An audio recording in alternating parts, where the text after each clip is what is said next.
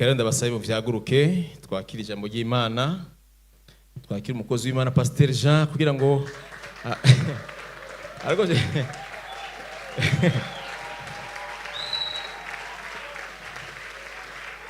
vy'ukuri iyo nduru mwikovye kubera avuze jewe cyangwa bari mwiteze ko gira mwaba kandi abasabe mufate Bibiliya zanyu, nabasabye cyane mu vyaguruke kugira ngo dufate Bibiliya zacu dusome ijambo ry'Imana.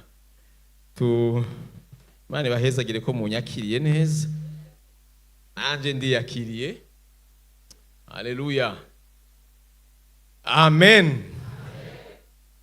Ego reka dusome ijambo ry'Imana, hama handi hose turaza kuhasoma twicaye.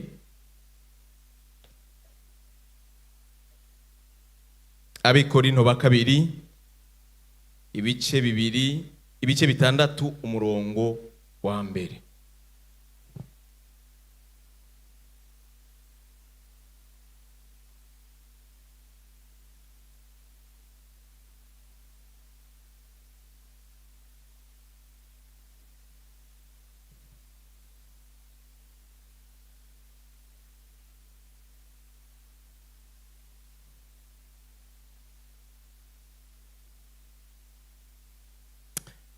Abikorinto ba kabiri, igitabo ca kabiri cy'Abikorinto cya 6 umurongo wa mbere, handitswe ngo kandi ko dukorana nayo turabinginga ntimuheregwe ubuntu bw'Imana kufisha ubusa. Amen.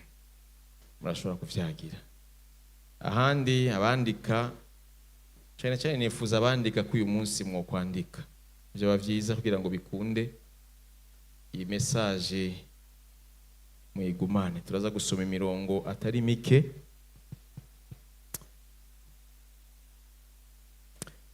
Mwami Yesu ndagushimiye, ndaguha icyubahiro, urakoze kuguha umwanya mwiza aho imitima yacu ihamagarira kugira ngo twumve icyo ubuvugane natwe muri kino gitondo. Ndisengeye ku giti cy'iwanje, sengera n'ubwoko bwawe kugira ngo ijambo ryawe muri kino gitondo riro nk'ikibanza gikwiriye mu buzima bwacu. Ijambo ryawe Mana riganze, ijambo ryawe Mana rirobore ubuzima bwacu, kuko igihe cyose tuza imbere yawe tuje kwakira ijambo ryawe tuba tuje kwakira inyobozo ituyobora mu buzima bwacu bwa minsi yose, kugira ngo tugende nk'uko wowe ugomba, tugende dushitsa umugambi wawe mu minsi yacu ya minsi yose. Urakoze rero vugana natwe muri kino gitondo, utugirire neza. Ijambo ryawe Mana riduhezagire, ijambo ryawe Mana riduhane, ijambo ryawe Mana riduhanure kubw'icyubahiro cy'izina ryawe n'ubwami bwawe, mu izina ry'umwami wacu Yesu Kristo, amen. Haleluya, Imana ishimwe. Reka dusangire aya majambo Imana yashize ku mutima wanje muri kino gitondo, kugira ngo turabe yuko hari ikintu Imana ishobora gukora mu buzima bwacu. N'amajambo ari mu rukurikirane rw'iri jambo turifise, ijambo ry'umwaka, aho turiko turavuga kugarukirwa n'Imana. Haleluya, amen. Mpejeje gusoma ahantu handitswe ngo ntiduheregwe ubuntu bw'Imana kubufisha ubusa. Ikivugo nshaka kwigisha uyu munsi, nshaka kwigisha ijambo ry'umutwe rivuga ngo hafi y'ishengero kure y'Imana. Hafi y'ishengero ariko kure y'Imana. Umuntu ari hafi y'ishengero ariko mu buzima ari kure y'Imana. Iryo jambo Imana yashyize ku mutima wanje, maranye igihe nibajije impamvu Imana yari impaye, ariko Imana ntabwo itanga ijambo ngo hama ngo tuyibaze kubera ko baritanze. Uranigana naryo kuritanga, wagera kumva nk'umwana w'umuntu kumva ati ndariravye mu buryo bugaragara umenga hari ahantu ridasa ntiragera ahantu tworivuga, mugabo Imana ikeneye yuko ndarivuga muri kino gitondo kugira ngo bikunde igire yabugirira ko intervention mu buzima bwawe. Amen. Rero natanguye mvuga ngo ntiduherege ubuntu bw'Imana kubufisha ubusa. Iri jambo mu majambo make umuntu atarinze kuvuga birebire risobanura ngo kuba hafi y'Imana ariko ntutahura agaciro Imana ifise mu buzima bwawe. Kugaragara nk'uko umenga Imana yarakugiriye ubuntu urayegera, ariko yoyo ntiyagiriye ubuntu bwo kugira ngo ikwegere. Niki jambo Imana yampaye? Imana yampaye iri jambo muri context yaho umuntu ashobora kuba abaye hafi, yama hafi mu bintu vyitwa ko ari vy'Imana, ariko bagerageza kuraba ubuzima umuntu abayeho n'ubuzima burimo irindi banga atawundi muntu azi. Atawundi muntu azi.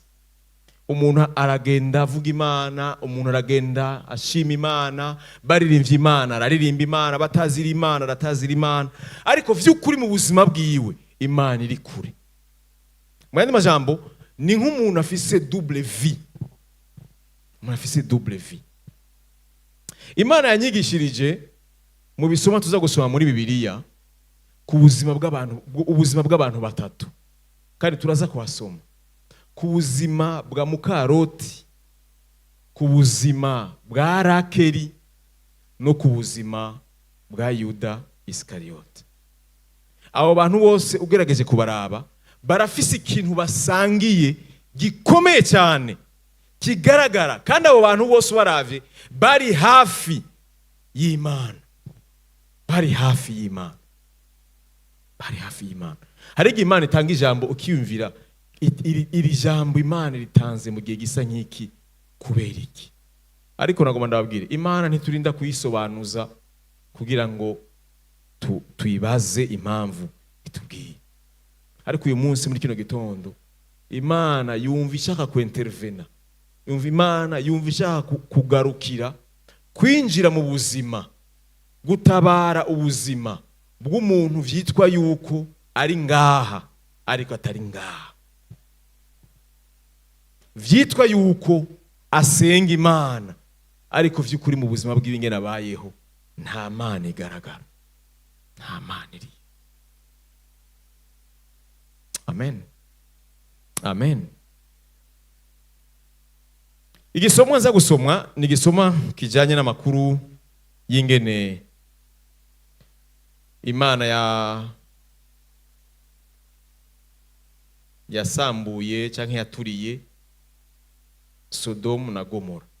Niho Imana yanjanye. Igitabo c'Itanguriro kica 19. Niho hantu numva nshaka kuja gusoma, kandi nifuza ko ndahasoma muhakurikirana gerageze kurimbura ku buzima bwabo. Shengero nagomba ndababwira ikintu kimwe ntarasoma. Twese uko turi hano turakunda ukuri. Turakunda ukuri. Niyo mugenzi wawe atakubwiye ukuri urababara. Iyo mugenzi wawe utamweretse ikintu kirimo ukuri biramubabaza. Vyitwa yuko umuhemukiye, vyitwa yuko umubesha. Ariko nagomba ndababwira iri jambo ukuri ni jambo riremereye. Ukuri ni jambo rigoye gushira mu ngiro utemeye ikiguzi cyayo. Ndasubiramo, ukuri muri ubuzima tubayemo kurafise ikiguzi. Kurafise ikiguzi. Hari umuntu yigeze kumbaza, yumvise kubera ngo ndi umupasiteri twicaye ahantu, acarambaza ati pasiteri ndakubaza ikintu kimwe. Nawe ntego mbaza kubera ngo ndakubaje kubera numvise kuri umupasiteri ntego. Kubera iki hariho abapasiteri bameze uku? Kubera iki hariho n'abapasiteri bameze uku? Namwishuye mu ijambo rimwe. Namubwiye nti ukuri gusaba ikiguzi. Kudefanda, kugendana n'Imana bisaba ikiguzi. kuyoboka Imana, kwemera yuko Imana iganza ubuzima bwawe nkuko twemeye ko iganza ubuzima bwacu, bisaba ikiguzi. Nico gituma Yesu yavuze ngo ukeneye kunkurikira nafata umusaraba wiwe ankurikire. Yashize kuvuga ngo kunkurikira jewe ntivyoroshe. Iyi Mana kugendana nayo ntivyoroshe, bisaba ikiguzi.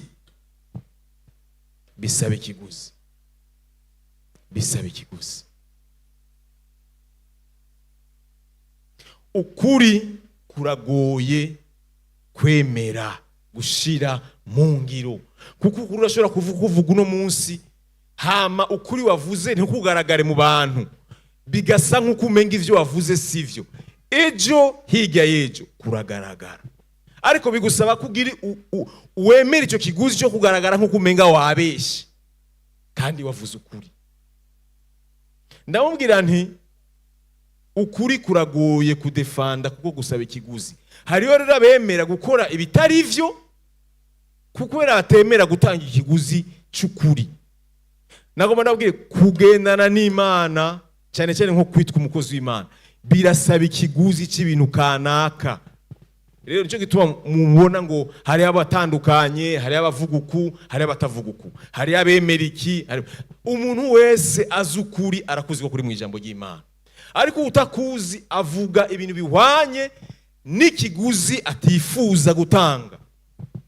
Alo, amen. Bana b'Imana, nagomba ndababwire ngo ntimwibaze yuko muri aka gakiza Imana yaduhamagariyemo twaje gutembera, ntitwaje kurabana, ntitwaje kubaka amazu, ntitwaje kugura imiduga, ntitwaje kugura impuzu, ntitwaje kuvyara. Si cyo cyatuzanye. Imana yatuzanye kugira ngo tuyumvire. Ego ndasubiramo, ibi mubona bigenda bikura abantu ku Mana si vy'Imana yari yaraharuye ko bibakura kuri yo. Je ari ikintu maze gupima mu buzima kandi amaze kubona yuko ari ikintu kiba kenshi umuntu ava ku Mana, Imana itangiye kumugirira neza. Ibi bintu byarangoye gutahura. Umuntu atangura kugabanukirwa iyo vya bindi arasaba Imana atanguye kubibamwo, ni urugendo rutangura kugenda ruteye. Muze muri yumviriza. Nagomba ndababwire nasanze nta gihe kigoye cyo kujera nk'igihe umuntu ari mu nyishu y'Imana yamuhaye. Arangwa n'umunezero, nta mutwaragira, atamutwaragira ntasenga.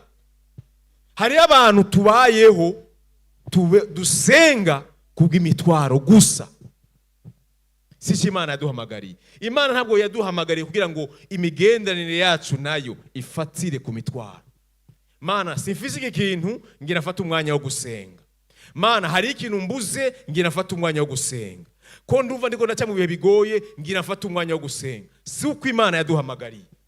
Imana yaduhamagariye kuyisenga tubona ivyo dukeneye, tutabibona ivyo dukeneye. Alo, agakiza muri no myaka kariko kagenda gatituka. Ariko nagomba ndababwire bana b'Imana, Imana ntiyigeze ihindura itanguriro ryayo yo kubakako.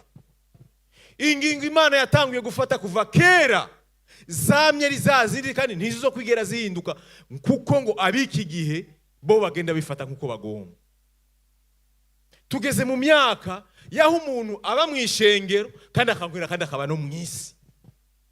Umuntu ashaka kwikorera umusaraba wa Yesu, ariko kandi hejuru yo musaraba naho nyine arenze ko yikorere n'isi agenda bijanye. Ntibikunda. Nico gituma Imana yambariye ngo ndabaganirize yuko umuntu ashobora kuba ari hafi y'ishengero, hafi y'ibikorwa by'ishengero, mw'ishengero, muririmbyi, umukozi w'Imana, ariko mu buzima ari kure y'Imana. Très dangereux. Nagomba ndababwire, mutunga, mudatunga, mufungura, mudafungura, mwaragiriye ubuntu mukaronka gakiza, mumenye ko hari urugendo rwatanguye. uru rugendo rwaratanguye kandi hari ahantu urugendo, iyi nzira twatanguye irafise amaherezo yaho izogarukira. Ibarabara ryose rirafise aho riherera. Uru rugendo twatanguranye n'umwami tuzoruhukira imbere yiwe. Mbwira mugenzi ati iyi voyage, uri muri voyage, uri muri voyage. Ivyo ugenda urasaba kubwo urugendo ntibigukure ku Mana, rukwibagiza inzira. Muri no myaka twahaye agaciro ivyo kujya turonkerwa mu rugendo, twibagira urugendo turiko. Ndabwiye amajambo kubera iki? Ndabwiye amajambo kubera iki? Umuntu asigaye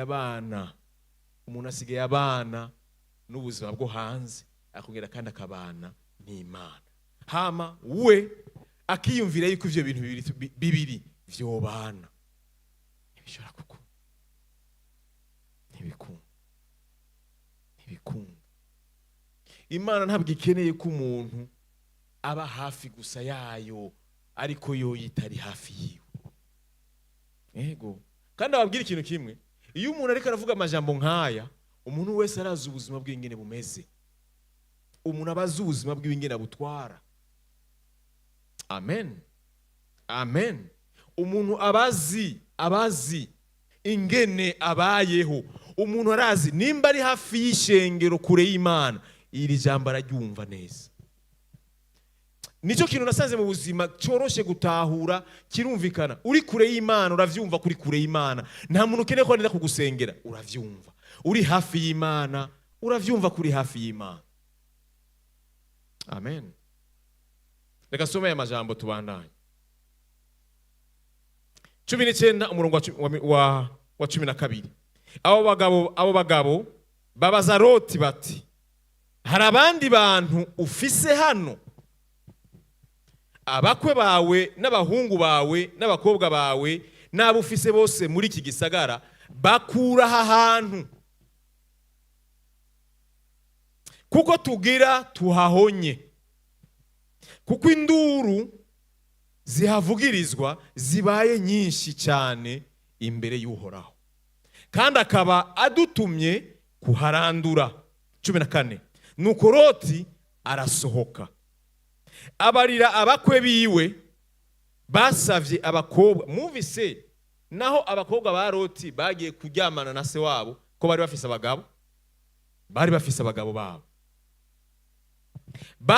Basavye abakobwa biwe ati, Loti agiye kubwira abakwe biwe, arabwira ati, vyuka muva ahantu, kuko Uhoraho agira harandure, kuko Uhoraho agira harandure iki gisagara.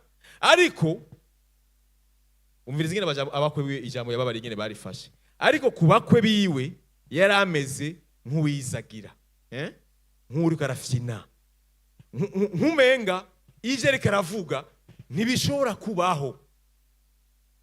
Murabe ikintu icyago gikomeye. Ariko arababwira ibintu sishaka gusubira inyuma. Babonye igihe abamarayika bashika i Sodomu, igihe basaba indaro kwa Loti, abagabo b'i Sodomu baraje kugira ngo basambanye abamarayika. Abamarayika babateramo uruhumyi, bacika impumyi uwo mwanya. Ivyo vyose barabona yuko aba bantu bataje gufyina, baje gukuraho iki gisagara. Ariko Loti ababwiye ngo Imana yambariye ngo tuva aha hantu, bo babifata nk'uko umenga reka arafyina. Nagomba bababwira ikintu kimwe, bana b'Imana, igihe nababwira ngo ntimufate ubuntu bw'Imana mufishe ubusa. Murabona mu gihe cy'ubuntu umwana w'umuntu aba arimwo, ni igihe ashobora gukora ivyo ashaka vyose, kandi ni igihe cyoroshe yuko wokora ivyo ushaka vyose. Mugabo ni igihe kigoye, kandi ni igihe kiri très dangereux ku buzima bwacu. Kubera iki? Nico gihe kiturega ku Mana hageze ko Imana iduhana. Bana b'Imana, nagomba nababwire, naho mubona isi iri kirahinduka,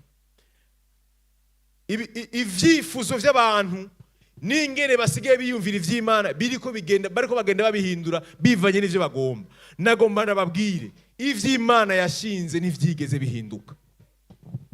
Uko Imana yateguye yuko izokuraho isi ntivyigeze bihinduka. Uko Imana yavuze ko itazobana n'umunyavyaha ntivyigeze bihinduka.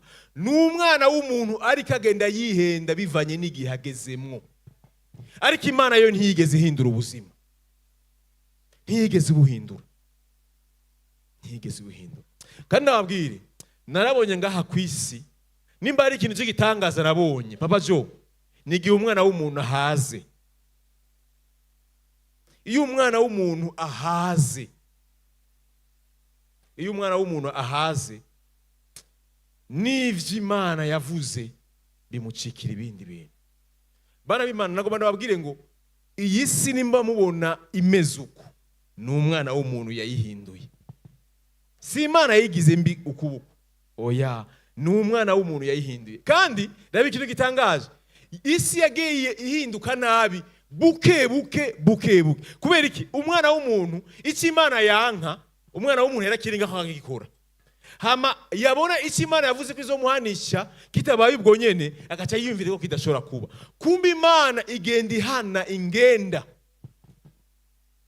Imana igenda ihana ingenda.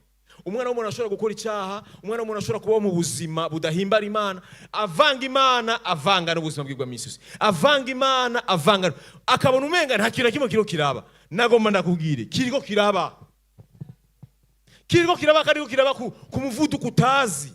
Ni wowe uri kurihenda, kuko Imana ntishobora kukwemerera ikibana n'ivyaha, kandi Imana ntishobora kwemerera ikibana n'umunyavyaha. Ntibishoboka, ntivyigeze bishoboka, ntibizofa bishobotse.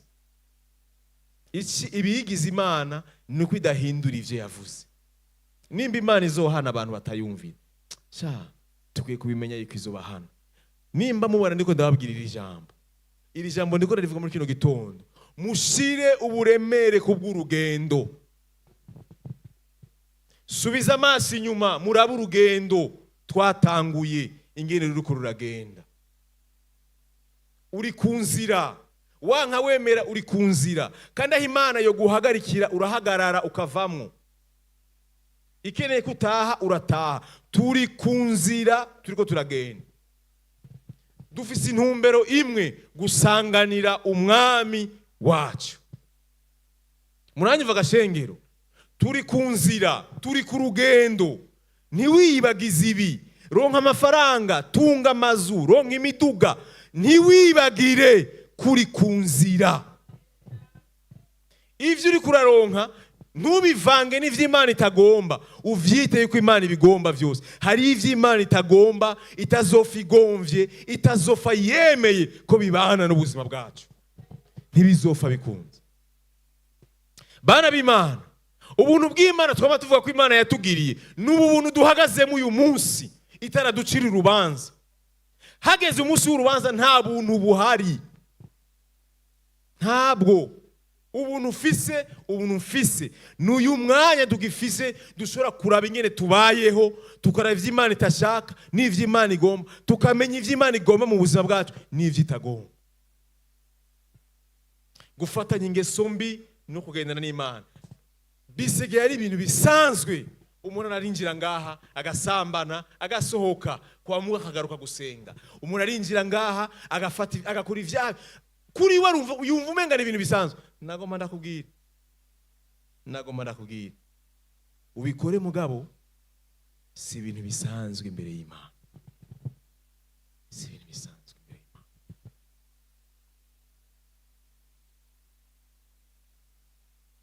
Cumi n'indwi.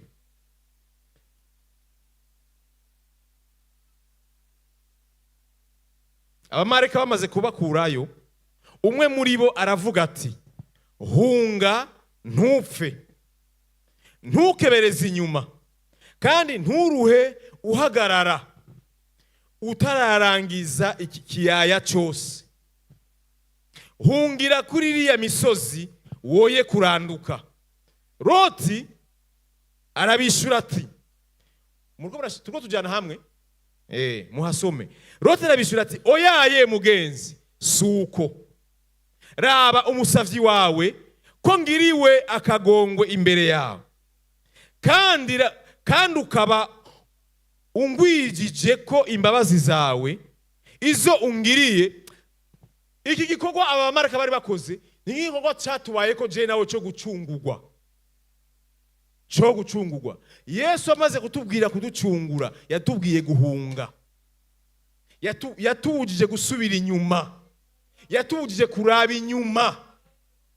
Muranyumva gashengero? Uru rugendo nta yindi ruba rufise, ntirutwemerera kuvanga ikiniki, rwaduhaye direction imwe. Ibindi ko ndavuga uyu munsi bikuryohera bitakuryohera ntushobora kubihindura. Ukuri niko ndakubwira nuko ntuguhinduka. Hama niba ushobora kubaho ubuzima ukeneye kubaho, bubemwo mugabo ubizi neza yuko ijambo ry'Imana ntirihinduka. Niba ushaka hanze aho mutatubona, aho utabona umukozi w'Imana w'ishengero n'umwe, niba ushaka baho ubuzima ugomba, ariko ntuzuvuge yuko utaburiwe. Ndasubiramwo, ukuri kuragoye ko umuntu akwemera muri kino gihe, ariko kutakwemera ntibiguhindura ngo gucika ikinyoma, kuguma ari ukuri. Kwanka kwemera, banka kugushira mu ngiro. Hari n'umuntu atinya kubwira ibi imbere y'abantu, bimunenda kuvuga ukuri, akumva umenga ukuri yofuma baryosha yo. Roza Muhandu, ndibutse ibi bintu. Roza Muhandu aruka gusohora indirimbo. Nariko ndayumvirize jo twicaye. Indirimbo yasohanye n'uyu muri Rive muri Tanzania, indirimbo zisindwe y'imba ari Harmonize. Mwumve, murabe ingene umuntu agenda atituka buke buke. Mwa wakibwira yuko agihagaze, wakibwira yuko ahari.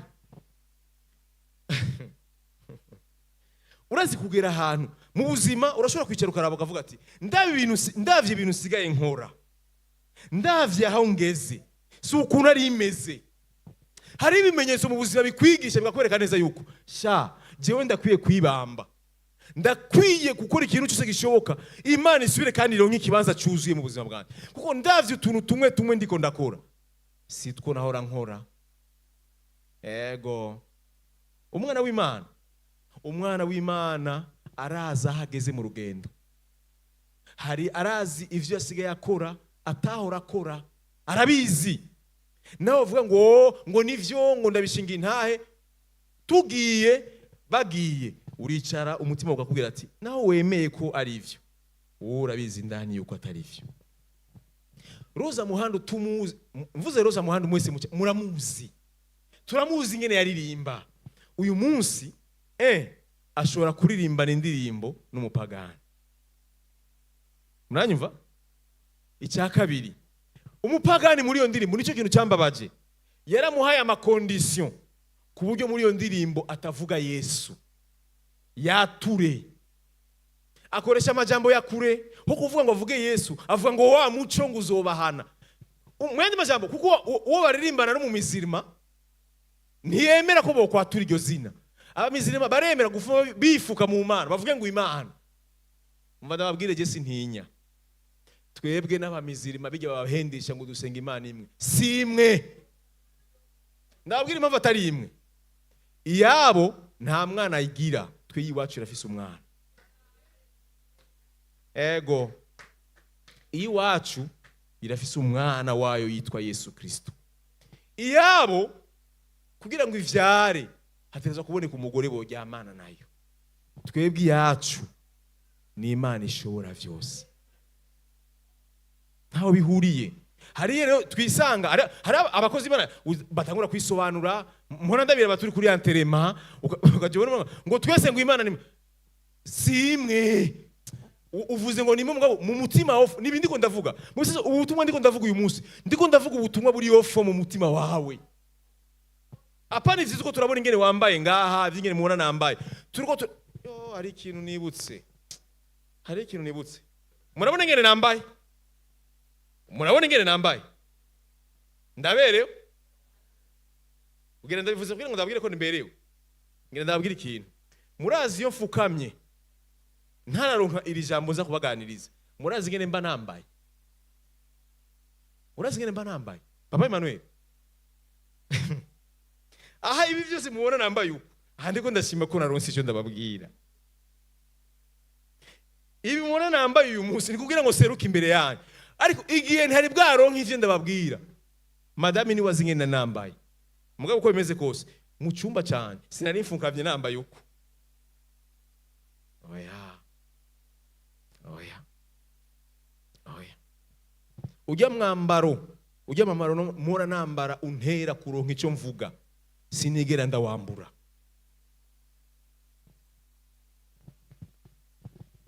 Sinigera ndawambura. Aho undavye urashobora kwibaza iri jambo rya mumanukiye yambaye ukunyene.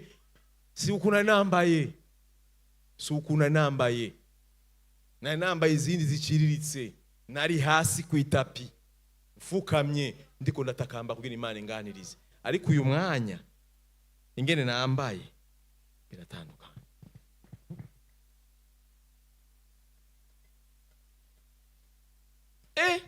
Umuntu yatuye asigaye ahabwa kondisiyo yuko adashobora kuvuga izina rya Yesu mu ndiri, n'iyo ndirimbo imaze iki? Naratangaye. Mugabo rero ibindi ko ndavuga nibi, mugabo we ku giti ciwe aziko kiri hahandi, nuko twihenda. Subira inyuma mu buzima bwawe, urabizi neza ko hari ahantu utagishika, hari ibintu utagikora. Uriyizi.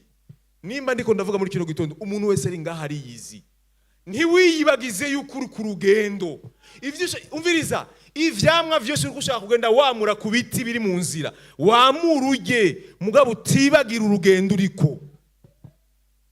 Ntiwibagire.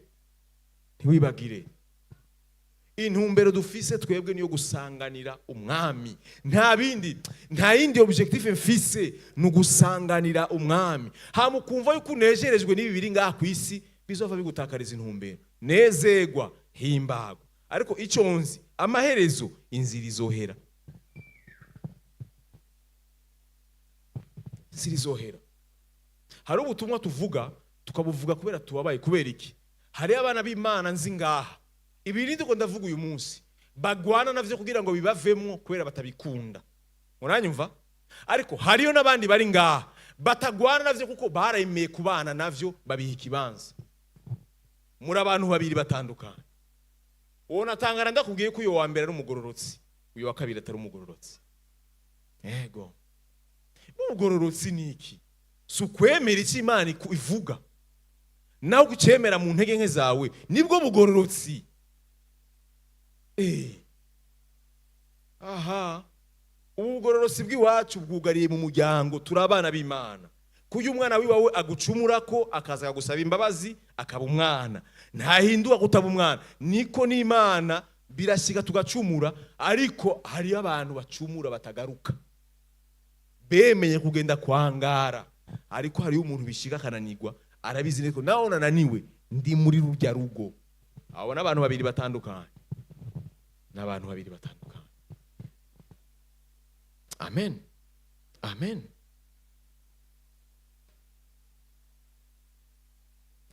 Kuririmba gushikaho utakivuga izina ryaguteye kuririmba. None uririmba, none wumva uri kuririmba iki? Wumva uri kuririmba iki?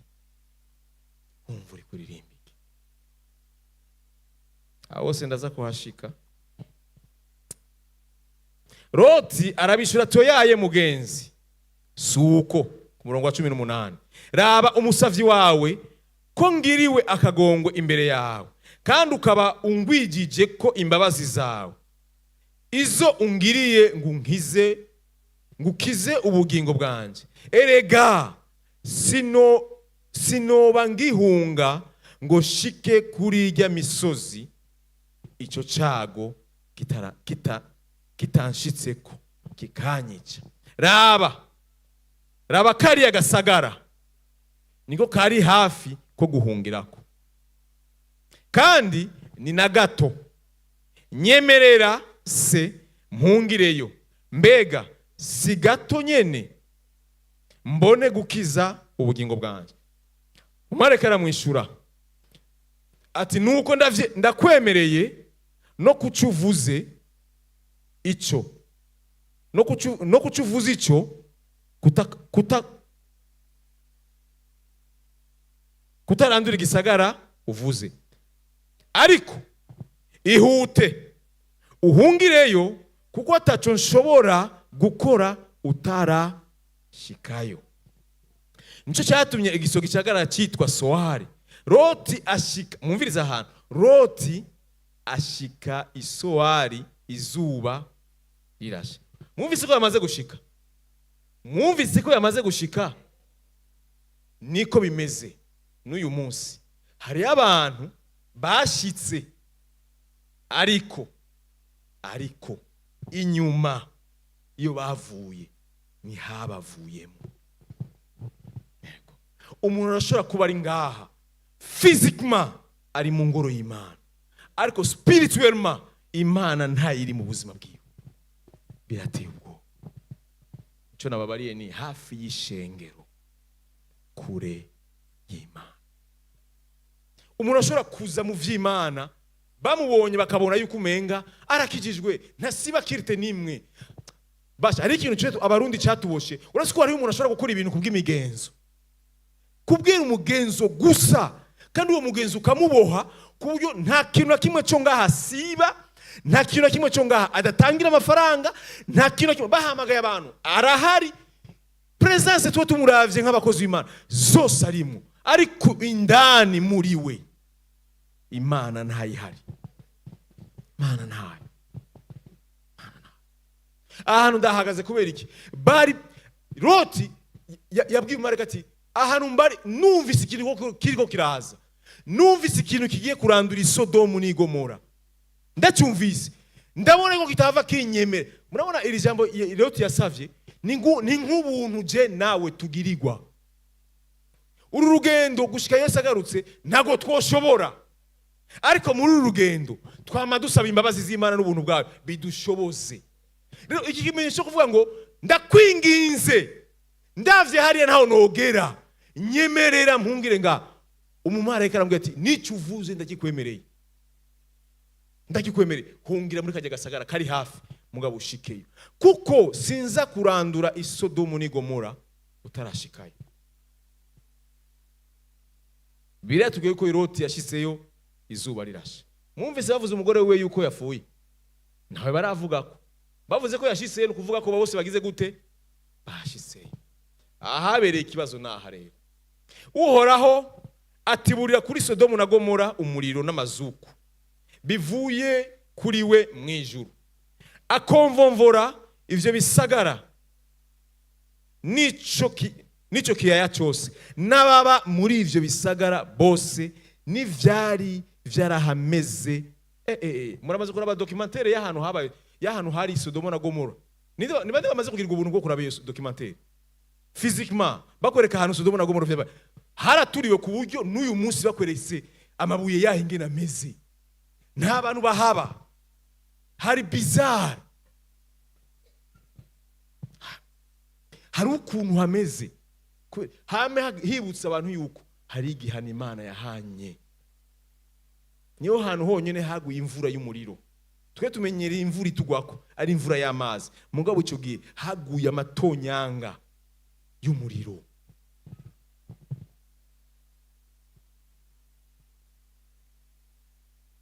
Akomvomvora ivyo bisagara n'ivyari vyarahameze hose. Umviriza aka kantu. Ariko muka Loti amukurikiye akebuka inyuma, aca hinduka inkingi y'umuriro. Message yiwanje yari kuri uyu mudamu, mu buzima hari ibintu Imana itubuza, hari ibintu Imana itatwemerera ko tujamo, apana kubera ngo itadukunda, kugira ngo idukize, iducungure, itwimure, idushikana handi hantu.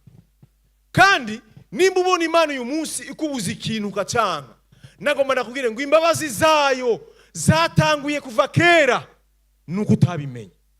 Uyu mudamu iyo yamenye yuko kugira ngo Sodomu na Gomora harinde harandugwa, habaye ikiganiro gikomeye hagati y'Imana na Aburahamu, harabaye guharira. Imana ivuye kwa Aburahamu iramubwira, iyo nyiri rivuga navuga ngo mbega hari ikintu nogenda gukora nakibwiye umusavyi. Muka Loti munsi y'imhemu ntiyarazi ikintu cyabaye, ntuzi ikiguzi cyatanzwe kugira ngo aho ugeze uyu munsi uhahagarara, ntuherege ubuntu bw'Imana ku bufishuzi.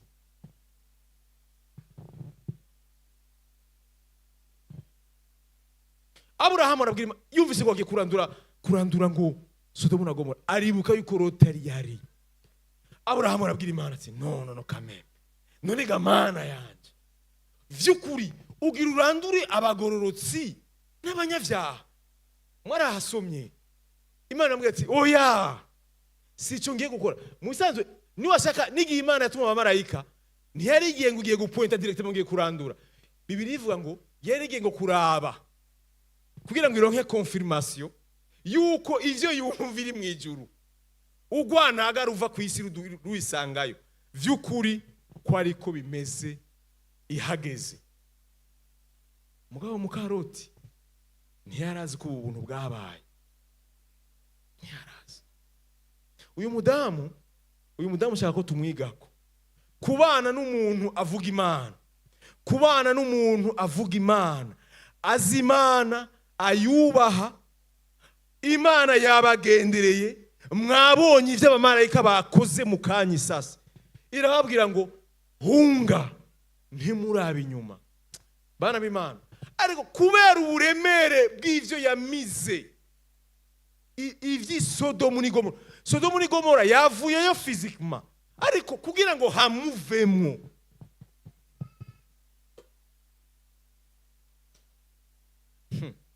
physiquement hari ibintu umenga biroroshe, umenga birabaye birakunda. Nivyo turaza gusenga, nivyo nababariye nti biroroshe kuba hafi y'ishengero, mu buryo mubiri biroroshe. Imana yaraguheze gufata amafaranga ukayatanga, biroroshe. Ariko kugira ngo vya bindi Imana itagomba bikwemerere kukuvamo, bisaba ikiguzi, bisaba ikiguzi. Ubunini bwa Sodomu na Gomora bwari muri Mukaroti, nibo bwamuteye guhindukira inyuma, ku buryo n'iki Imana yamubujije. Yaje musanzwe Loti yaje kumenya umugore ko atamana yari muri we, abonye bibaye. Kandi ntiyigeze avuga ngo yahindukiye. Nige yahindukira yarabona ko ega muri ko barajana n'abantu, urabona abo muri kumwe murababona, yarabona abo bari kumwe. Abakobwa biwe bemeye gusiga abagabo babaretse, ariko we ari kumwe n'umugabo. Ariko ndababwira, ari kumwe n'umugabo wiwe, ari kumwe n'abakobwa biwe, ariko Imana ntayirimo. Imana nta kibanza muri we yari ifise. Naho yagerageza kubiri hafi ayumva Imana muri uyu muryango wacu yaraje kugira ngo Imana ironke ikibanza muri Mukaroti, ntavyo byari bihari. Harabona kugira ngo jewe ngo hageze yuko ngira ibibazo ngo nzokwihana, izo nkomezi ntazoronka, kuko inkomezi zizova indani muri wewe, ntazo bazogutako, nta rushinge bazogutera. Inkomezi zizodukiza ni inkomezi twagiye turabika muri uru rugendo, nta handi zizova. Uyu munsi barakubwira reka iki kintu, ukumva umenga bariko barakubwira ngo ntacyo ngo zobandakireka, ntuzobura kireka, nta mwanya wacu uzoronka, kuko inkomezi zo kukireka ni z'uyu munsi, iz'uyu munsi. Ntugaherega ubuntu bw'Imana kubufisha ubusa, kubufisha ubusa. Ntibari bazi ko ashobora guhindukira, n'ivyo rero amaze kubona ntibari bazi mugabo uburemere bw'ivyo yari afise indani muri we. Ubureme, hari umuntu ava ngaha akumva amajambo y'Imana, Imana yavuga gahaguruka, mugabo yasubira ahari, ahasanzwe aba, ubuzima basanzwe babayo, kubera ivyo agaburira ubuzima bwiwe atari vy'Imana, yamara ikaranesha. Ushobora gutsinda, ntibikunda. Ndagomba ndababwire, nimba Imana yaratubujije kwishushanya n'ivy'iki gihe, bana b'Imana mukwiye kumenya yuko Imana ifise limite. Imana irafise ivyo yatubujije. Mugabo urabona we biradukundira, ukabona ko gusimba urupango ukajabukira hariya, ukongera kandi ukava hari ukajabukira ino, ubona umenga biroroshe. Ariko hari igihe uzosimba ntugaruke. Yego.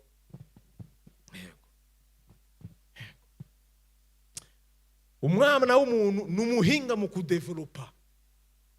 umwana w'umuntu Imana irashobora kumubuza ikintu akicara. Mana numvise ko ikintu wambujije nico. Ariko yiki? Kubera ushaka kuzana ibindi. Ivyo Imana yanse yavyanse uko nyene. Imana yavuze ngo ntimurabe inyuma. Hari ibindi bikenewe? Nta bindi. Ariko n'inkomezi zo kugira ngo ibindi ko ndavuga bikunde. Tereza kuba ari inkomezi wama wambara iminsi yose. Hari abantu bazi ko twaje mu gakiza gutembera, ntitwaje gutembera, twagiye kugwiza imbaraga za runo rugendo. Ego twaje kurondera inkomezi. Bibiliya ivuga ngo Imana yadukijije, yaduhamagariye kugiranira imigenderanire, la communion avec son fils. Muri communion n'umwami niho turonkera imbaraga. Nta mwanya ufise wo gusenga. Imuhira nta mwanya ufise wo gusenga. Munzu iwawe nta nahantu, nta nakabanza na gato ikitirirwa izina ry'Imana. None iyo Mana muzogendana niya. Inkomezi zayo uzozironka ryari? Ko zidatibuka. Oya. Nibi ndiko ndavuga, muva ngaha umwe wese akimenya. Aho umuntu wese arafise inzira yiwe. Naho tuba dutahana na madame. Boye ntituri kunzira imwe. Hari inzira ndiko. Hari n'inzira nawe nyene ariko. Mbere ya Mungu akuna bitu bibi ibintu vy'urukundo nta bizoba. Hamizirima nibo namani ngo bazorungura ngo Imana bateguriye ngo abakobwa beza ngo muri paradise. Simwe twe iwacu ivyo sivyo yatubariye. Sivyo. Oya. Nagomba ndakubwire hageze imbere y'Imana. Papa Jo mama Jo. Hageze imbere y'Imana inzira zanyu ziratandukanye. Hageze imbere y'Imana inzira zacu ziratandukanye. Imana umuntu wese imurabira mu nzira itumbera kuri yo.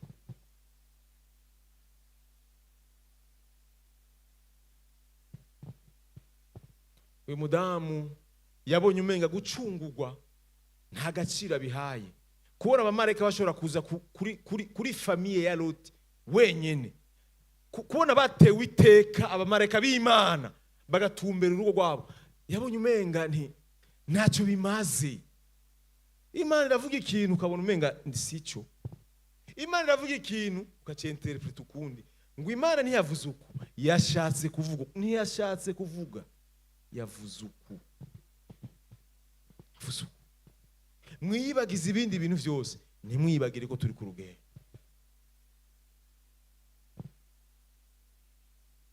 Ntimwibagire ko turi ku rugendo. Ntimwibagire ko turi ku rugendo. Biragahera kuba hafi y'ishengero, kwa muzi iminsi yose, kirite zose uri ngaha, ibikorwa byose byo ngaha uri ngaha. Natwe batubwira ati ijambo tuvuga rirafasha. Kumbe mu buzima Imana iri kure gose. Urafise yandi makwe Imana ikurondera ikakubura. Mwari mubizi yuko muri video yo biriko irafatwa ngaha mu ijuru hari abantu muri video batarimo ngaha. Murabona sikone ngire bariko baradukamera ngaha. Iyo ngaho iguciye kurabura ko uribonamwo nka hindukizari. Birabe kuri screen ndabaye igicapo. Nyereka hajya kuri screen. Kurakoje muribona rabisha nabari hari. Nabahariye hindukiza nino. Hindukiza nino. Muribona aha ntimubonye ko physiquement twese twibona. Nivyo. Mwibonye physiquement ariko spirituellement. Spirituellement niyo turi kwe. Mu buryo bw'impemu. Mu buryo bw'impemu uribona. Kuko mu mubiri wibonye. Mu mpemu. Ko mu mpemu niyo hakuru. Mwana w'Imana. Umwaka uracari hafi. Ituturire. Uhe objectif ijuru. Uhe objectif urugendo rw'agakiza. Uhe ibindi vyose biraremereye uzobishobozwa ni waha objectif ijuru. Imana utayihaye gaciro ngo iremere nibikuremera bica vyigwiza incuro nyinshi. Ariko Imana iremereye Bibiliya ivuga ngo mwikoreze ingata yanje kuko ihwahutse. Ntiyavuze ngo nta mizigo ihari, irahari mugabo kubera iyo ngata ihari imizigo ikiremuruka. Ego nivyo natangura ndababwira, ivyo tunaniza ngaha birahari, hama ingata.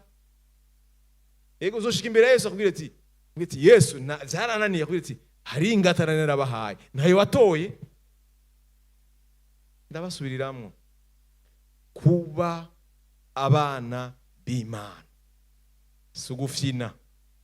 Abandi bagenda bababwira ubutumwa bwiza buryoshe bwumvikana buhwanye n'ivyo ngoma, ariko nagomba nababwira uru rugendo rw'umusaraba, uru rugendo rw'agakiza rusaba ikiguzi, rusaba ikiguzi. Umviriza, hari igihe twiremesha, hari igihe iyo turiko turabwirwa amajambo y'Imana izo dukorera nivyo, ariko mushira uburemero kuri voyage. Objectif ni destination finale, ni objectif dufise. Kora ivyo ugomba mugabo umenye ko amaherezo hari ahantu uzohagarara. Allo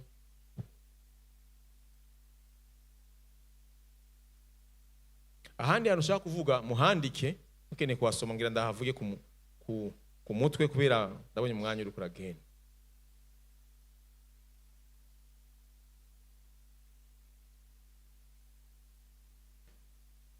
Itanguriro 31 umurongo wa 4 n'uwa 6 turaza gusimba. Genèse 31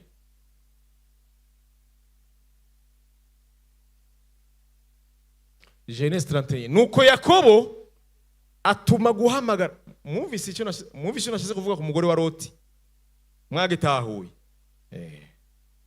Nuko Yakobo atuma guhamagaza Rakeli na Leya ngo bamusange mu mukuku wiwe iyo yararagiye. Arababwira ati nabonye so atakindaba ijisho ryiza nka mbere, ariko Imana ya data. Mwumvise ko Yakobo afise Imana, Yakobo afise Imana. Rakeli na Leya bari bazi ko Yakobo afise Imana, kuko baranabiravyigiye yashika kwa se, barabonye ingene umugisha w'Imana wagaragaye mu rugo rugo.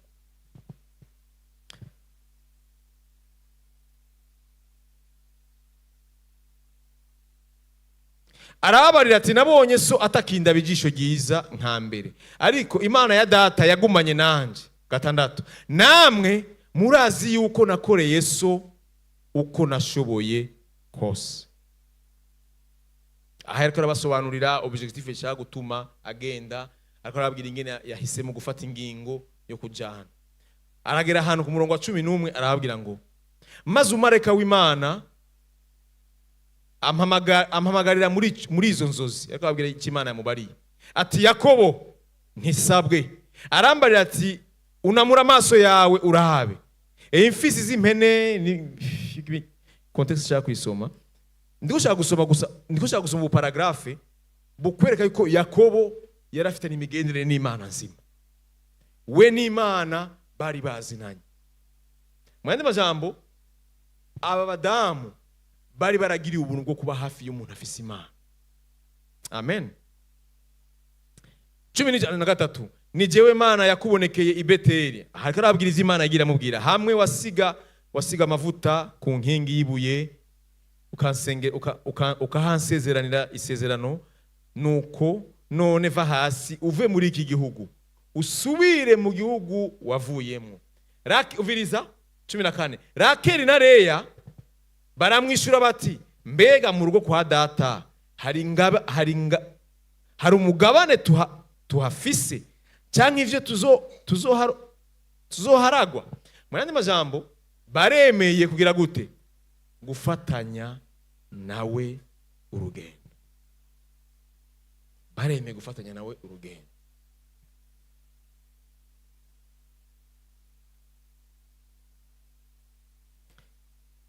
Mirongo 31:29 nari kugira ico mbakorako. Aha Yakobo yagiye, Labani amusanze aho ageze mu rugendo. Nari kugira ico mbakorako, ariko Imana yaso yambariye muri iri joro iti wirinde mwumvise Imana, muriko murumva ko Imana yasobanuye Yakobo yuko imuzi, ku buryo na Labani Imana yamugendeye kugira ngo imwemeze yuko Yakobo imuzi. Amen. Wirinde ntugire iryo ubarira Yakobo iryo ari ryo ryose. None ko umviriza rero aratanguye rero, umviriza rero Labani aratanguye. None ko wari ugomvye kugenda ni koko, kuko ukumbuye cyane iwanyu. Urumva objectif y'urugendo rwawe ndayitahura, irumvikana, ariko niki ahari ibibazo biratanguye. Niki cyatumye wiba? Musanzwe Labani nawe nyine aratangaye, kuko muri we yarazi yuko Yakobo ari we yivye ibigirwamana vyiwe. Atangaye kubera iki? Imana yaremye ijuru n'isi yamugendere mu ijoro, iramubwira ngo ntugire ikintu ukora kuri Yakobo. Hama rero araba confused, aravuga ati iyi Imana ingana uku irashobora kugendera n'umuntu ashobora kugendera n'ibigirwamana vy'iwanje? Iyi Imana yamira kiravuga, birashoboka yuko hari umuntu adashobora kumvira kiravuga? Iyi Imana numvise yangendereye irashobora guhanira umuntu ntiyumve guhindukira. Nico kintu cyari kimuzana, yaraje no gutangara. Ni gute Imana yangendere muri iri joro? Ni gute Imana yavugishije? Iyi Imana numvise yantebwe irambwira ati ukihenda ndakwica. None Imana umuntu arashobora kuyibangikanya n'ibindi. Aha niho hari ikibazo. Wamuza ngaha namaza ngaha, iyi Imana twumva vy'ukuri ni Imana yo kuvanga n'ibindi. Wigerageje kubira mu buzima bwawe, ni Imana nyabaki. Imana yonyene yemera kuvangatiranywa ni ikigirwamana, ariko Imana yaremye ijuru n'isi ntiyigeze yemera ko umuntu ayivanga n'ayandi madosi. Kuva ikicitwa Imana, kuva umwana w'umuntu agihishirwa ko iyo Mana ihari, ntiyigeze, yaravuze ngo ntiyigeze isangira icubahiro cayo n'umuntu n'umwe. Ni gute uriko urayivanga n'ibindi? Ko bitavangika. Imana nivangwa n'ibindi. Alo, Imana ntibayivanga n'izindi ngeso, kuko Imana yaranditse muri Bibiliya ngo hariho ingeso ziranga uwakijijwe, hariho ingeso zitaza, hariho ingeso tutazana mu Mana. Ni gute izo ngeso ziza? Ni gute hagera ahantu wumva yuko izo ngeso zobana? Warihaye amahoro, narihaye amahoro yuko bimeze uko, uko bizojana uko. Ewe ntibizobana, ntibizobana vrema. None ndakubwire, nimba vyari kubana n'icyaha ca mbere ca Adamu na Eva, kubera aribo ba mbere bari batangiye gukora icyaha, kuko nta bindi vyaha vyari bwabe. Imana ivuga ati ko ari cyo ca mbere, reka ndabareke bagume basimwito. Ariko kubera Imana ivuze ngo nyumvira, utayumviye ntimuba muhuki. Bana b'Imana, turashobora kwihenda mu bindi vyose, ariko ntiwihende yuko Imana wiyivanga n'ibindi. Ntiwihende yuko ubuzima bwayo iduhamagarira kubamwo ko twobuvanga n'ubundi buzima. Amanyanga yose umwana w'Imana yokora, ndaguma ndakubwira, Imana ibirikira supervisa, ibirikira raba. Ariko haraho inzira ihagarara, haraho ihagarara. Uko yaje kuri Sodomu iravuga ati turi mu ijuru tuguma twumva, turi ibi Sodomu ni Gomora vyari biza, vyarateye induru gushika no mu ijuru vyashitse. Imana iravuga ati c'est pas possible, ahantu haguma hari ibi bintu. Nico kibanza cyonyene cyaguma kidugamo ivurugu, kidugamo ingeso mbi. Imana iravuga ati no tugende turahabe. Irungi abamarikira babwira ati mugende mugerageze mutohoze, muze kutuzanira amakuru yuko ivyo bintu ivyo tuko none baza ko atavyo yari kirabona. ariko kugira ngo ivuge ngo yatumye abamarayika no kugira ngo ntihazagire ibicitwazo, ntihazagire icyitwazo, ntihazagire icyitwazo. N'uyu munsi ndashobora kuba mpagaze imbere nk'umumarayika kugira ngo ntihazabe icyitwazo. Kirazira kuvanga ubuzima bw'Imana n'ubuzima bw'Imana. Reka kubifata nk'uko sivyo, reka kwibona yuko wa muri mu migwi y'abantu bakijijwe uzi kufisa ingeso zitarizo wihende ngo urakijijwe. Oya, oya. Umuntu yakijijwe, reka ndabahe reference y'agakiza. Reference y'agakiza nemera ni vyakozwe n'intumwa 3:19, aho umuntu yihana, yamara kwihana akagira gute? Agahindukira. Bibiri ivuga ngo, muhasome neza nyine hakurikirana ama etape. Amaze guhindukira, Bibiri ivuga ngo aca harigwa ivyaha. Mu yandi majambo, iyo umuntu atarahindukira, ivyaha ntibiba biraharigwa ku buzima bwiwe. Iyo umutima w'umuntu weretse Imana yuko uretse inzira ufatiye inzira, muranyumva gashengero? Apana vya bindi duhamagara bihana bakaza nga. Imana umuntu yemere ko yihanye, nujya muntu naho yari kuguma mu kibanza yahinduye direction. Amaze guhindura direction, Bibiri ivuga ngo Imana ikimuharira ivyaha. Imaze kumuharira ivyaha, ikongera kavuga ati nibihe vy'impemburo, ibihe vyo guhembuka, ibihe vyo gutotahara, ibihe vyo gusubira kandi kurekipera ivyo wemeye gutakaza, bibone ngene bigushika ko bivuye mu nyonga zima. Ariko iyo umuntu atarihana ngo akati korose ahindukire, hama harigwa ivyaha, ibihe ntibiza. Imana ikorana n'umuntu yafashe ingingo yo guhinduka gusa. Ni nawe muntu izi umuntu yafashe ingingo yo guhinduka. Haraje kumva ujya wumva ngo wice mu bantu abantu bahaze, ngo wibaza ngo ibintu vy'Imana ko vyoroshe. Ibintu vy'Imana biragoye. Ngo ega nta bagororotsi babaho, bariho. Reka kwihenda, bariho. Kuko no mwijuru hazojayo bagororotsi. None Imana yarabeshe ntabazojayo, bazojayo kuko bariho. Bariho. Umuntu wese uburemere bwiwe agwana ku munsi ku munsi yuko yohimbara Imana agashitsa ivy'Imana igomba, uyo muntu ntumugororotsi, n'umugororotsi. Naho yotemba ejo Bibiri ivuga yuko ashobora kugwa, kuko Bibiri ivuga ko umugororotsi ashobora kugira gute? Ashobora kugwa. Ariko intumbero yiwe naho yaguye agira gute? Arahaguruka. Sijo kimwe n'uwavuze ngo nico kimwe twese. Oya, baratandukana.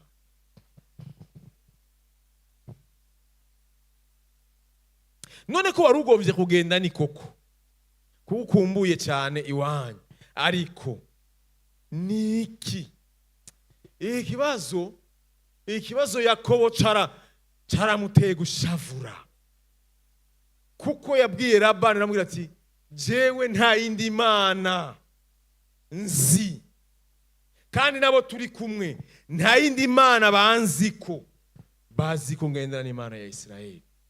Ariko hari ikintu atarazi, hari ikintu atarazi gikomeye. Ariko niki cyatumye wiba imana zanje? Ibi Bibiliya shashivuga ngo niki cyatumye wiba ibiheko vyanje? Yakobo yishura Labani ati ijya mbere, umviriza, ijya mbere nuko natinye ko nyaga abakobwa bawe. Mu mubiri yarazi ko Labani yobikora. Umva iki mucatumye atamubwira niki? Hama ijya kabiri, umviriza rero ijya kabiri, uwo uri bubonane imana zawe akwiye gupfa. Urazi ubushizi bw'amanga bwamuteye kuvuga uko nuko yarazi yuko abamuri hafi bose bazi Imana. Nta bindi. Nimba dushobora guhagarara tukavuga uyu mwaka abiteze kubona Imana bazona Imana yenterevena, nuko tuzi yuko ivyo tuvuga bishigwa mu ngiro. Muranyumva gashengero? ntimwitiranye ijambo ryatugwa urifatanye n'ubuzima bwawe. Ijambo ryatugwa rikorana n'ubuzima busa n'ivyo iryo jambo rivuga. Uwo uri busangane Imana yawe akwiye gupfa, kuko yarazi yuko nta muntu yogendana mubi wiwe, nta muntu yobika ibigirwamana ariyo. Bose barabonye Imana, bose barazi Imana, bose barumva iyo tubabujije Imana, iyo tubabwiye ngo Imana ikunda ibi, bose baravyumvise. Uri busangane Hefo yaravuze ngo hama ni waheza ni wagenda mu mikuku ugasanga harimo uwi wawe, mumve amajambo ngene afite uburemere butandukanye, ugasanga harimo iyi wawe ucitora wisubirane. Mumvise kombye uburemere butangana ku kintu kijanye n'Imana. Mumvise ngene yabihaye, mumvise ijambo yatuye. Ntiyavuze ngo uzo ni wasanga impene yawe muzi wanje uca ukora icyo ushaka, sivyo yamubariye. Yamubari ku kintu kijanye na relation, ku kintu kijanye n'imigenderanire, ku kintu kijanye n'icyo nabitse namize. Uri busange muri buyi wanje atazi Imana jewe nzi akwiye gupfa. Rero ntiyarazi yuko umuntu yaruhiye. Je mpora nibaza iki kintu, Rakeri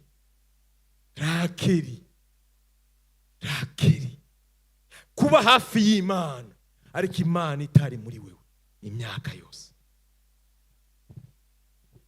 Umuntu ukamubona umuravye hanze urashobora kumudekriva uko ushaka, ariko nakunzwe, naho tumwamamaza, naho tumuvuga hano, naho tumushima, naho tumwatura ivyiza vyiza, kumbe Imana ntawizi.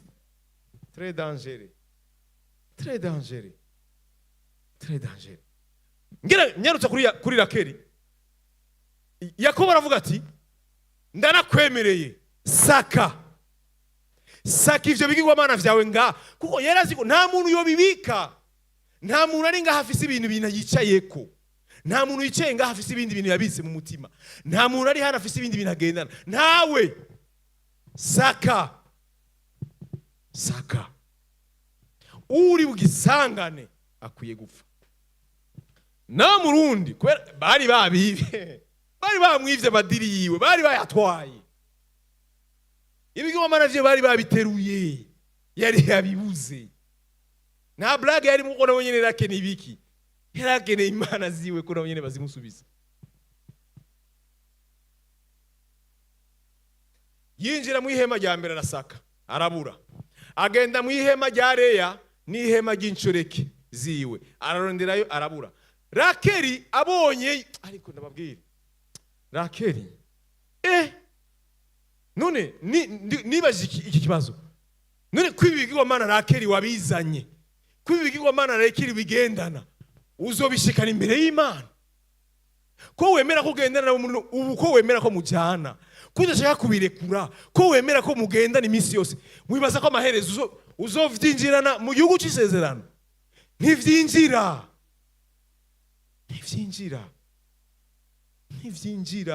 Ahantu harateye agahinda, nta n'umutima wo kwigarura ngo yihane.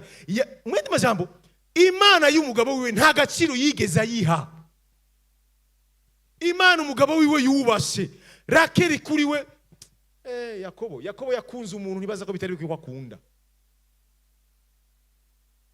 Umuravye bamukoreye imyaka myinshi, mugabo urabe ingene yabayeho. Rakeri yabayeho. Uwo Yakobo atahaye agaciro niwe yabaye uwikimazi. Ariko uwo yaruhiye imyaka 7 bongera kandi bamongera indi aremera. Rakeri ntiyarazi n'uburuhe Yakobo yatanze kugira ngo muronke. Mugabo hari igihe ukunda ikintu kidakundika,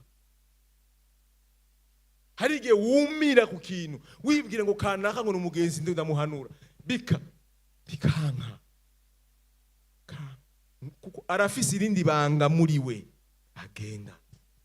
Ndabaza Rakeri ibigirwamana ntibijabuka, ibigirwamana ntibishika i Betelehemu, ntivyinjira, ntibijayo, ntibirenga uruzi rwitwa Efrata, ntivyinjira. Ibintu tugendana Imana itagomba, hari akarimbi bitarenga. Uyu munsi urayibona ukabona umenga murabanye, hari ahantu bitazokwemerera kurenga. Iyo Imana itubujije ikintu, ibona yuko ejo kizotwica. Uyu munsi irakubuza ukanka, ejo irakubuza ukanka, amaherezo uzobona. Kuko icyo Imana ibujije umuntu, ibiziko ejo kizomugirira ikintu. Nawe umwana w'ubuntu abona umenga ntibibaye ubwo nyene, ariko ejo hirya y'ejo uzobona.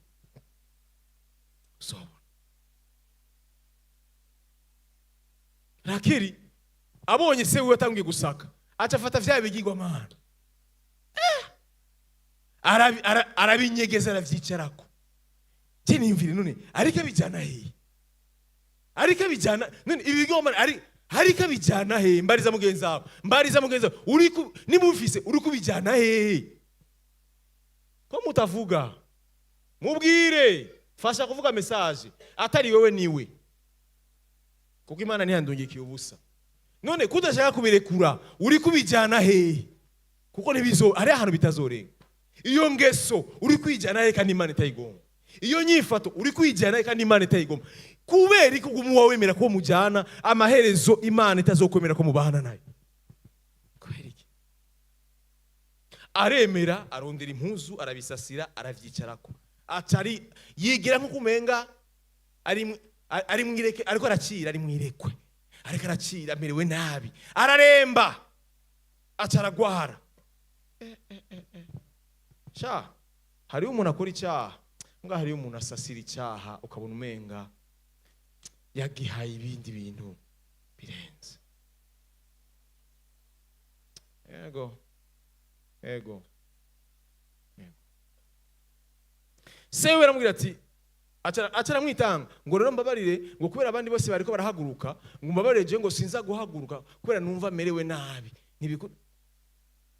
Aho rero ntiyarazi ko Imana itemerera kujana n'abantu bameze uko. Peu importe ko ikiguzi bagutangiye, peu importe icyo abavyeyi bawe bakora, peu importe icyo umugabo akora, peu importe icyo umugore akora kubw'agaciro kiwawe, nagomba ndakubwira hariho leye kivwa tu. Bibiliya ngo inyonga z'Imana zinyurangana mw'isi yose, zirondera abubaha Imana kugira ngo Imana ibagire neza. Mba ndakubwira kuko ushiza ku ijambo Imana yambariye, nagomba ndakubwira ni ibintu bisanzwe, ntacu niwashaka ntacumpa nkora jewe ic'Imana yampamagariye gukora. Ariko nimba Imana ikugiriye ubuntu Imana ikugiriye muri kino gitondo, ntibube ubuntu bwo gufishwa ubusa.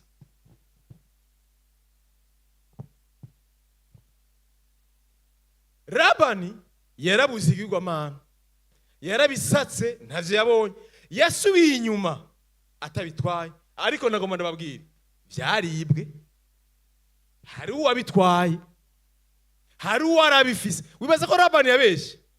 Ntiyabeshe. Ariko ijambo ryishe Rakeri ni ijambo Yakobo yavuze, kuko ntiyarazi yuko mubo bari kumwe, mubo basanzwe bagendana, bamuzi, bazi Imana avuga ko hari umuntu agifise ivyumba muri we Imana itarashikamo. Ntavyo yarazi. Ubisangana akwiye gupfa. Mu buzima bwa Yakobo, umuntu adasenga Imana yiwe, umuntu atubaha Imana yiwe, uyo muntu yari akwiye gupfa. Ariko ntiyarazi yuko uwo yaruhiye, uwo yatangiye ikiguzi ari we atigeze amenya Imana. Rakeri uyu munsi asimboliza je nawe, asimboliza uru rugendo turimo. Muri no myaka ahubwo birakomeye, ubu harageze yuko batavuga ubutumwa bwisa bwo kwihana ko bataramenya Imana, ahubwo nasanze n'abamenye Imana bakwiye gusubira kandi kwibutswa ivyo rugendo, kuko bariko barishushanya n'ivy'iki gihe. umuco n'umwiza ntibibana, ntibizofa bibana.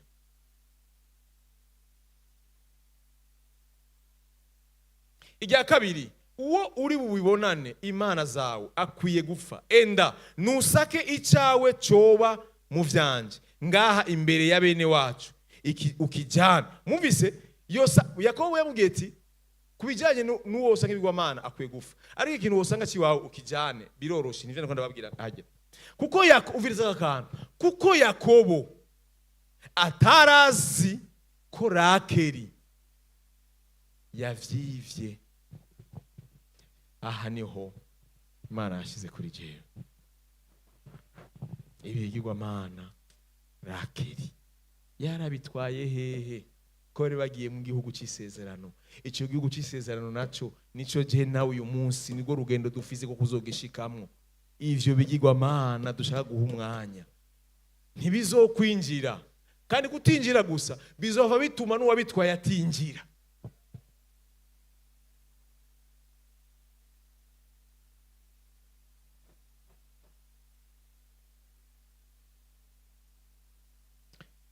Mirongo 35 guhera ku murongo wa 16 havuga ivy'urufu rwa Rakeri.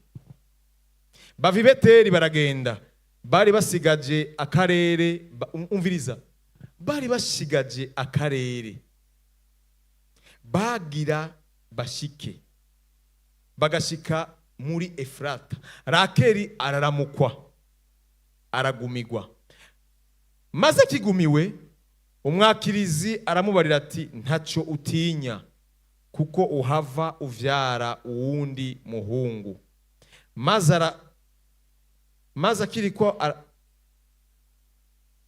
ariko aracikana, kuko yaciye ahwera. Uyu nta kindi kintu cyamwishe, nturonde birebire, nta kindi kintu cyatumye apfa, nuko niwe yarasanganywe vya bigirwamana umugabo wiwe yatura. Kuko Yakobo niwe muntu yarateruye isezerano ry'Imana ku isi muri ico gihe. Ryavuye kuri Aburahamu rija kuri Isaka, rivuye kuri Isaka rija kuri Yakobo. Mu yandi majambo, umurepresenta w'Imana yari umugabo wiwe, ariko umugabo wiwe ntiyarazi uko uwo yakunze, uwo hagaciro ari watazi Imana vy'ukuri.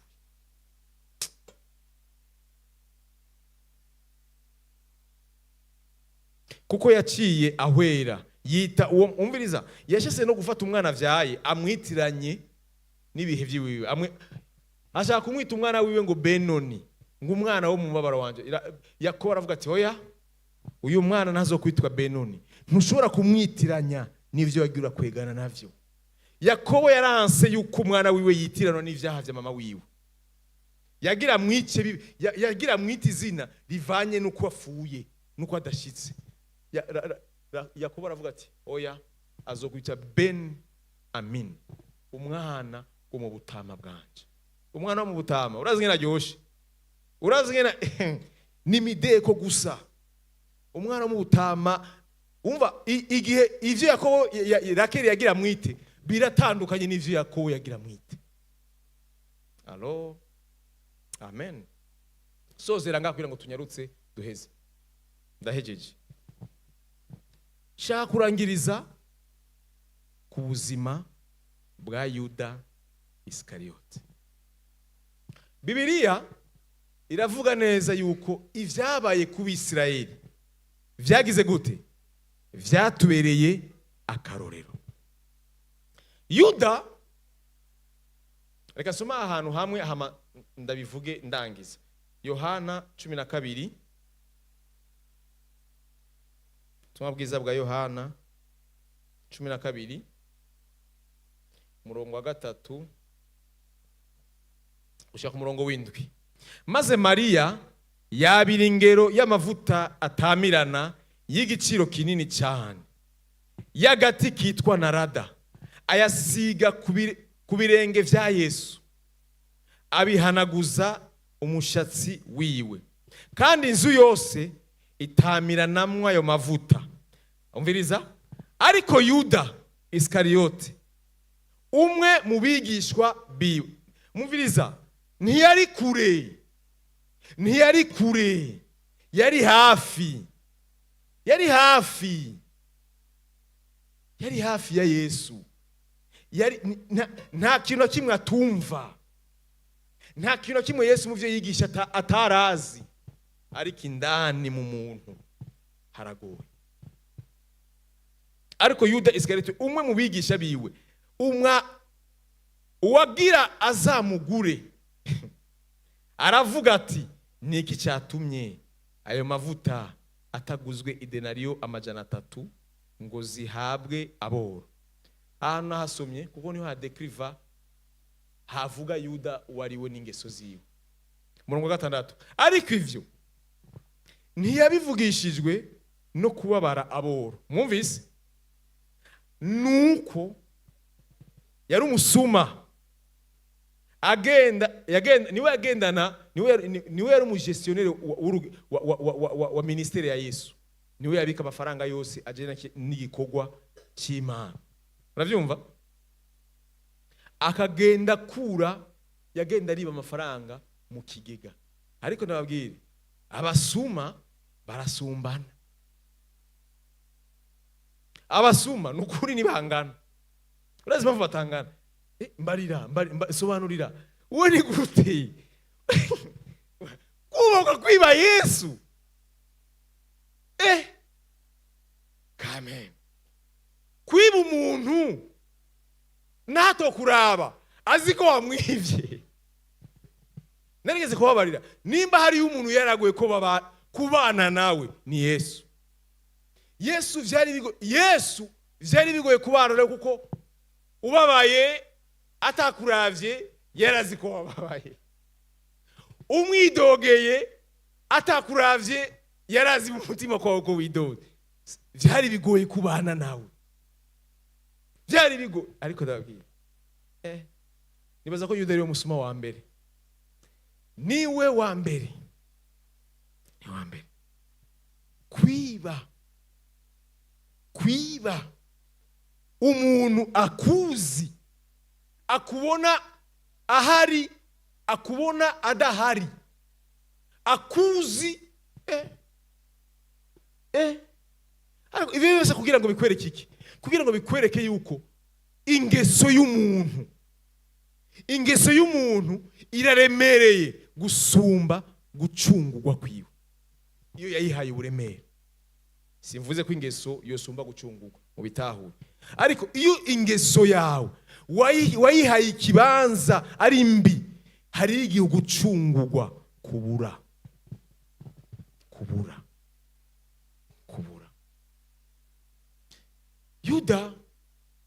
Yuda yabayeho muri bibihe. Yabaye mu gihe cya mbere aho karaktere yiwe itaraja ku mugaragaro. Aha hantu twasomye bariko baratumenyesha twebwe je nawe, batubwira ngo naho yari intumwa yiba. Ko yiba, abo mu nyuma bazomwigira kwiki? Je nawe twomwigira kwiki? Ko yari hafi ya Yesu, ariko Yesu ntiyari muri we. Tout près. Yesu niwe ashaka, yamuzeje responsibility ikomeye, ihambaye, ariko sico gisobanura yuko abari muri we. Ari hafi, afise amabanga akomeye, ariko Yesu ntari muri we. Bagendanye imyaka 3 irenga, ariko Yesu ntari muri we. Bibiliya ivuga ngo naho yari umwana wo kurimbuka, nivyo, ariko je nawe uyu munsi uwo mwana wo kurimbuka, ariko atwigisha iki? Umuntu ashobora kuba ari hafi ya Yesu, amwegera, ariko Yesu atararonka ikibanza muri we. Amubwira abandi, ariko wewe nta kibanza afise. Nariko ndavuga rero kuri ibi bintu ndangize ibihe bitatu biranga Yuda. Yuda yabaye ubuzima ata muntu numwe amuzi atari Yesu wenyene. Yesu yaramuzi ko yiba. Yesu yaramuzi yuko yaramuzi n'umuremyi. Yaramuzi. Ico gihe cyararenze, naha dusomye. Bari ku meza bariko barasangira, hari hageze ko mugaragaza. ngiye ko arasangira isangira ryera, kuko hari hageze ko agaragara. Umuntu wese haragira igihe cyo kugaragazwa, yaba igihe cyiza cyo kugaragazwa, harabaho n'igihe kibi cyo kumuntu agaragazwa. Haragera ahantu Yesu avuga ati il faut ko ndamugaragaza cette fois-ci. Yuda vyaranse ku buryo ingeso yari muri we, nivyo tuko turabwira abantu. Umuntu ashobora kubona aje ngaha mukamubona agiza afise inyota y'Imana, ukamubona ashise ku ntebe y'imbere yicaye imbere, mugo uko iminsi igenda ihera n'ingeso uko zigenda zihinduka agenda asubira inyuma. Ari imbere ageze ku ntebe yo hagati, ndabira mugenzi wawe ko yahindiye position, ndabira aho yicaye kwanza, umuntu yicaye hahandi nyene, urabona akagenda ahindura amaherezo arindira arasohoka akagenda. Na Yuda niko vyagenze. Yuda ingeso yari mu muri we, amaherezo yaruhiye gusohoka. Bari ku meza, Yesu yavuze ngo uwo nza gufata nkamuha agatora. Niyumvire none ntavyo yari karumva. Yabwiye Yohana amubaje ngo mwami ngo ninde ari buhugure, arababwira ngo uwo nza gufata nkakoza hama nkamuha azoba ari we. Yuda yumva ko ariwe bagira bavuge, mugabo uburemere bw'ico yari yarabitse muri we kimuhuma amaso yo kubona n'icyo Imana iri kiravuga. Iyo umuntu yahaye uburemere ikintu Imana itagomba kimaze kuba kinini muri we, n'ivyo Imana ivuga ntavyabona. Narimvire none Yuda ntiyumva.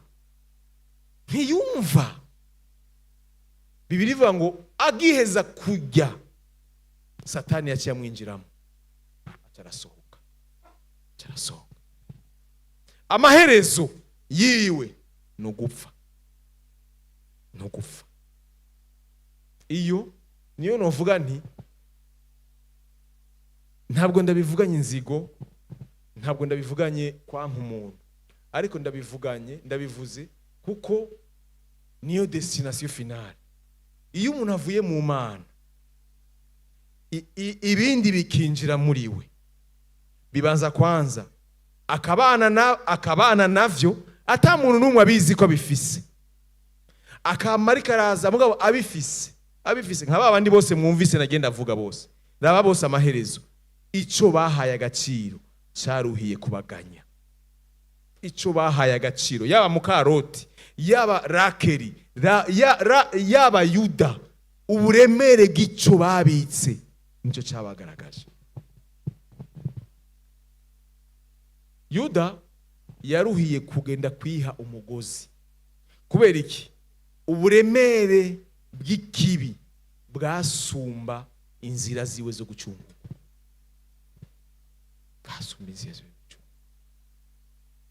Ni aho Imana ivuga ngo ehe bana banje, naho bigeze hiyo ni mungarukeko, mugaruke kuri jewe nanje zobagaruka.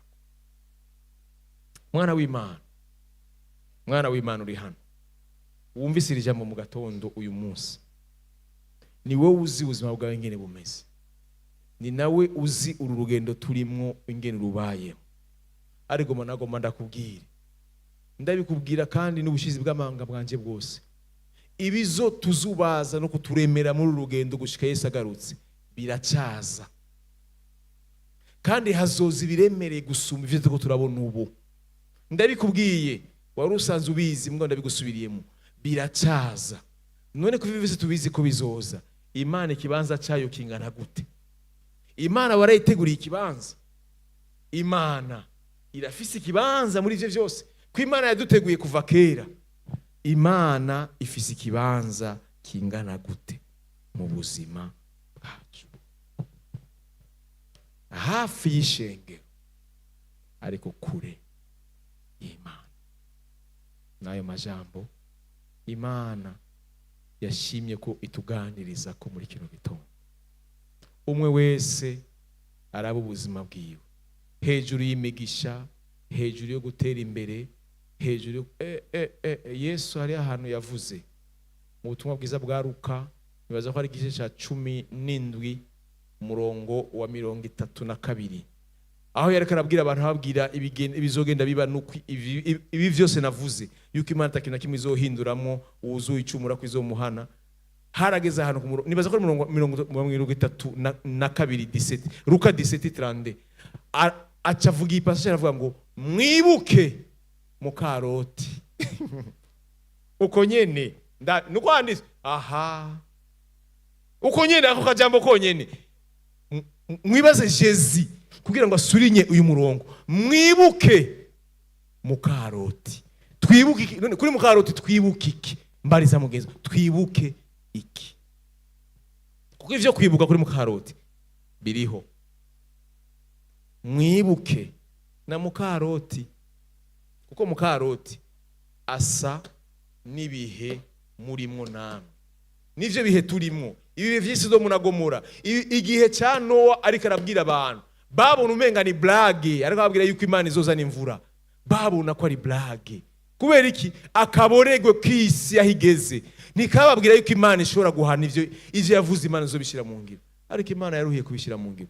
Ibihe turimwo bigeragezwa n'igihe cya Sodomu na Gomora, bigereranywa n'igihe cya Nowa, igihe umwuzure waza kw'isi. Alo, amen. Rero nahawe ho kwicara ukiyumvira urugendo rwawe, ukiyumvira aho Imana muriko murajana. Amen, amen. Shengero muvyaguruke dusoze.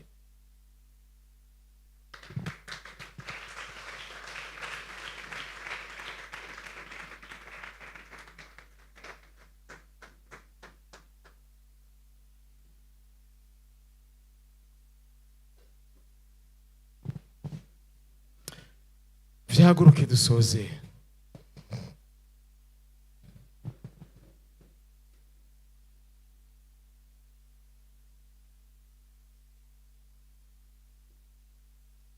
Ndangize ndababwira ijambo. Shengero, ndangize ndababwira ijambo, nibwira iri jambo. Twibuke urugendo turiko. Twibuke ico Yesu yaducunguriye.